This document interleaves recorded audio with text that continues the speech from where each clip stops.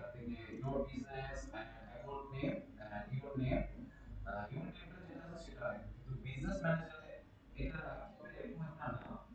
যেটা হচ্ছে এখানে থাকবেই হবে যে যেটা হচ্ছে এখানে আপনার এই যে এখানে যেটা থাকবে বিজনেস ম্যানেজার যেমন বিজনেস ম্যানেজার এই যে মঞ্জুর আমি মনি দেখছেন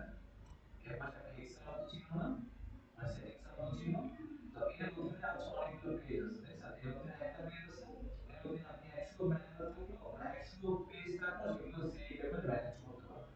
আর কথা বুঝতে পারছেন তো এই নামটা অ্যাকচুয়ালি এখানে আমরা এখন এখানে বসাচ্ছি আর কথা বুঝতে পারছেন স্যার বিজনেস ম্যানেজার একটা টোটাল বিজনেস ম্যানেজার অনেক এজেন্সি হইতে পারে না আমার এজেন্সির মধ্যে আমি অনেকগুলো পেজ নিয়ে ব্যবস্থা করবো তো এই নামটা কোথায় হবে এই মঞ্জুর নামে অনেক ইয়ার নাম তাহলে আমি এটা ইয়ে করি এখানে লিখে কি দিয়ে করবো আচ্ছা আচ্ছা ঠিক আছে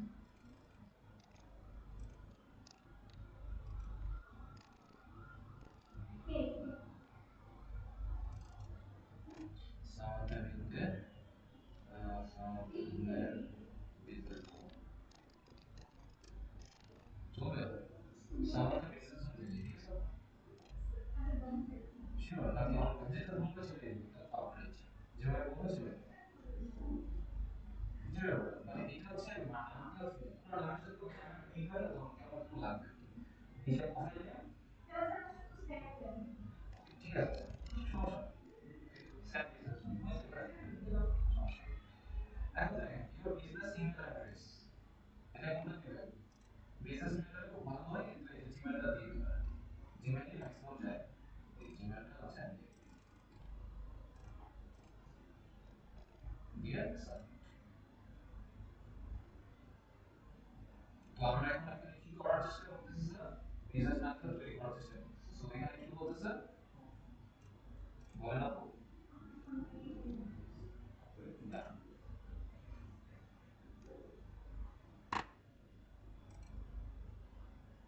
এই দেখছেন স্যার বিজনেস জোন নামে একটা বিজনেস ম্যানেজার তৈরি করেছি এর আগে বিজনেস ম্যানেজার ছিল না ওটা কি ছিল পেজ ছিল সো এইবার হচ্ছে কি আমরা আসল কাজে আসছি